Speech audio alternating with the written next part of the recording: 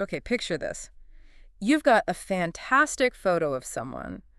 Wouldn't it be mind-blowing if you could make that photo actually talk to you? Yeah, like really talk. Like they're right there. Not some jerky puppet-like animation, but, genuinely real. Mm-hmm. Turns out that's a seriously tricky nut to crack. But guess what? What's that? Some brilliant minds have been wrestling with this, and we've got the inside scoop on their clever new approach. Let's unpack this. Definitely. We're diving into a really interesting research paper, FantasyTalking, realistic talking portrait generation via coherent motion synthesis. Quite a mouthful. It is, yeah. But the core idea is super cool. Taking a single still image, just a portrait, and making it come alive, like a realistic, controllable talking head. Okay. And the real breakthrough here, I think, is moving beyond just making the lips flap. Right, that's the obvious part. Exactly. FantasyTalking figured out that to look real, a talking head needs the whole picture to move together naturally. The whole scene. Yeah, from subtle head nods to precise lip sync, all while, crucially, looking like the same person. Yeah. And you can control how expressive they are. That's the magic they've kind of managed to unlock. Right. So our mission today, for all you curious folks tuning in, that's you, is to get a handle on the most valuable tricks, the technology in this paper. Mm-hmm. We want to see how this tech works its magic and, get this, how it might actually be useful in your life, even if you think computer vision sounds like, I don't know, science fiction. Absolutely. And our guide is this research paper that's really pushing things forward for talking photos. So let's start with the problem. Why is this so hard? It's a big one. You might think, oh, just animate the mouth, right? Yeah. But making a truly believable talking avatar from one static picture is surprisingly difficult. Yeah.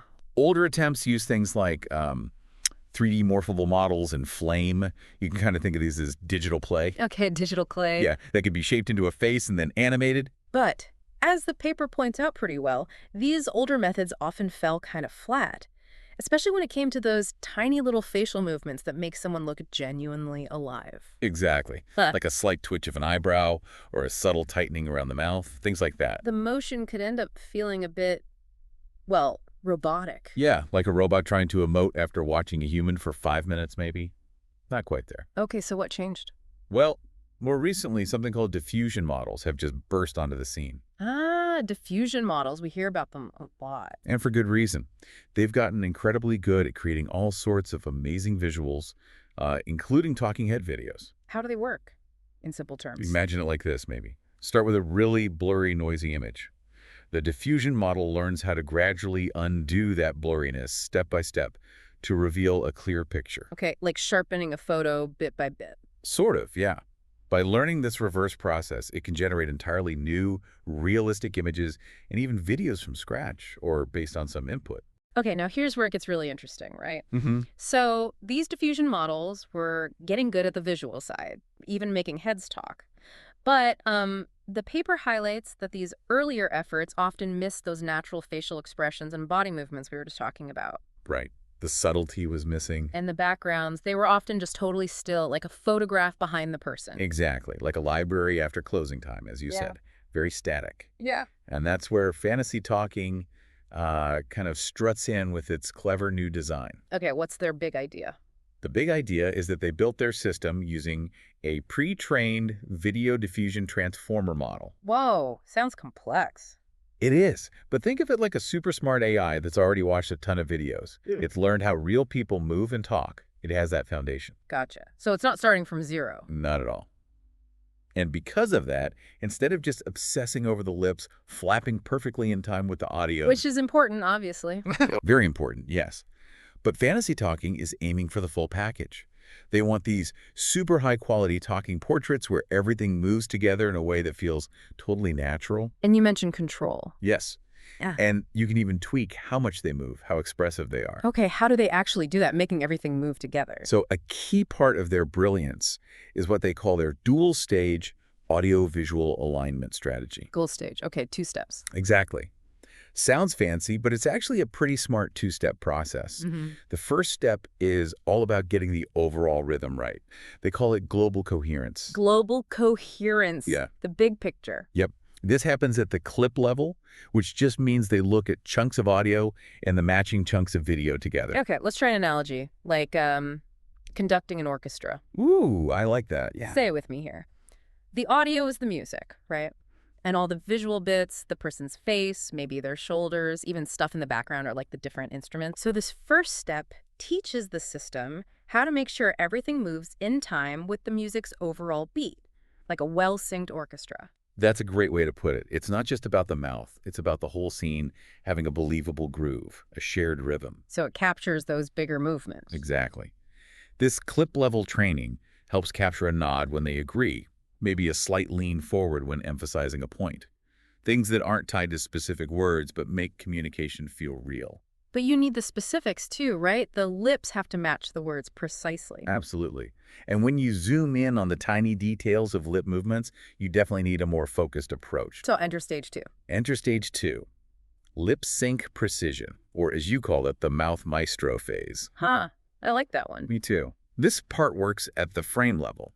So looking at each individual picture in the video and making sure it lines up perfectly with tiny snippets of audio. Okay, frame by frame for the lips. But what's really clever here is that the lips are actually a pretty small part of the whole picture, visually. So to get that super accurate audio to lip sync, the model needs to really focus its attention right there. They do this using something called a lip tracing mask. A mask, like drawing around the lips. Pretty much. Think Yeah. of it like drawing a precise outline around the lips in each frame of a training video. How do they get that outline? They use a tool called Media Pipe. Media pipe. Sounds like computer plumbing. Uh-huh. Yeah, maybe. But it's actually a framework from Google, really good at automatically detecting and outlining things in images and videos, in this case, the lips. Got it. So these lip outlines, the masks, they tell the model, hey, pay extra close attention right here. This is where the speech is happening. Exactly. It's like having a super detail-oriented animator making sure every syllable matches the mouth movements perfectly. But wait, if it only focuses on the lips, wouldn't the rest of the head look frozen? Ah, excellent point. And they thought of that. Here's the really smart part. The model doesn't just glue its eyes to the lips all the time. They use a kind of probability switch.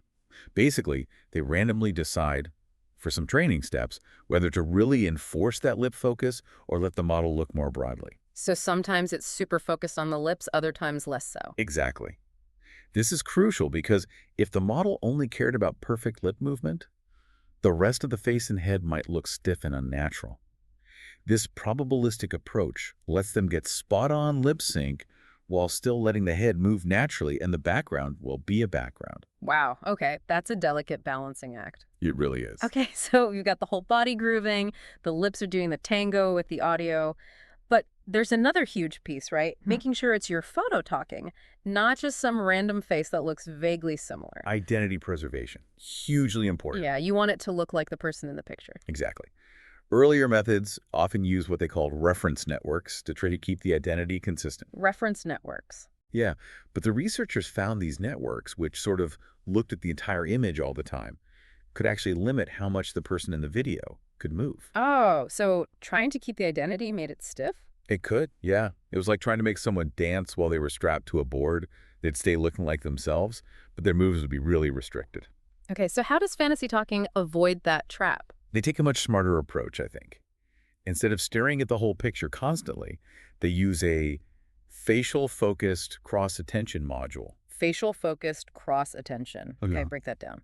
Think of it like a super smart spotlight that stays locked onto the face throughout the entire video creation process. Just the face? Primarily, yeah.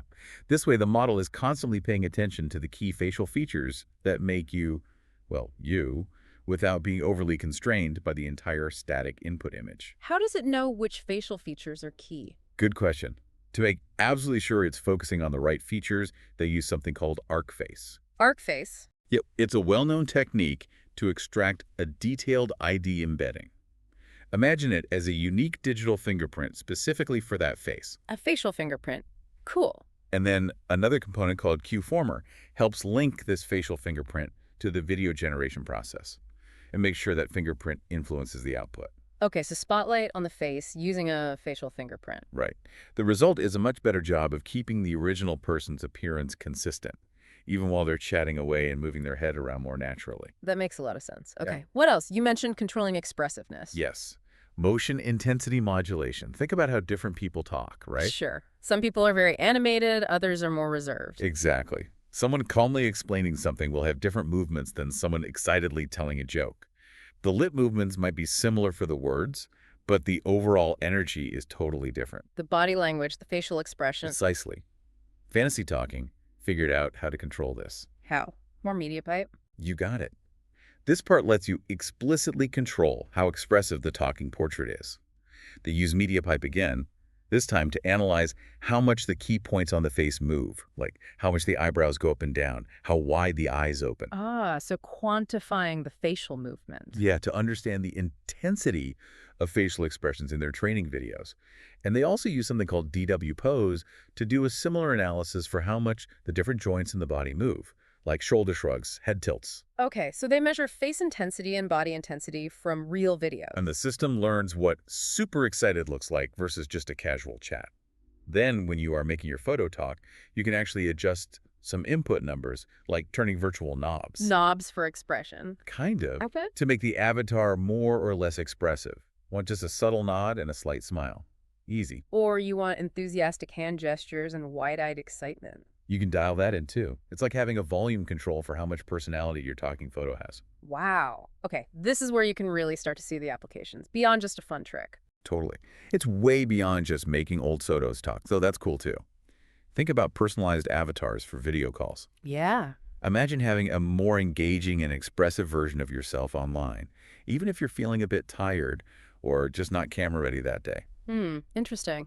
Or creating really captivating educational materials, like from old photos or illustrations. Definitely. You could bring historical figures to life in documentaries or museums in a way that feels so much more real and engaging than just a static portrait. That would be amazing. Absolutely. And there are some really interesting possibilities for accessibility tools. Yeah. For people who communicate in different ways. That's a great point. And let's not forget the fun and creative side. Imagine the stories you could tell on social media or for personal projects.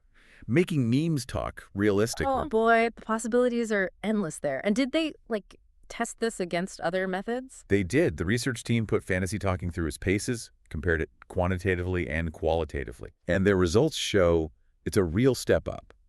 The videos generally look better.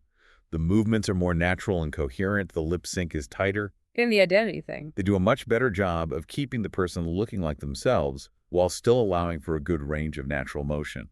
Better identity preservation and better motion. Okay, so summing it up, the really valuable tech here is this smart combo. Yeah, this combination of understanding both the big overall movements, the global coherence, and the tiny precise ones, especially around the lips, using that dual stage approach. Plus, the clever way to keep the identity right without making things stiff. Right, that facial focused attention and the ID embedding. And giving you, the user, control over the expressiveness, the motion intensity knobs. Exactly. That's a pretty powerful set of innovations all working together. They've really tackled a tough challenge by thinking about all the subtle cues, haven't they? Not just the obvious mouth movements. It's about making a talking person look and feel real.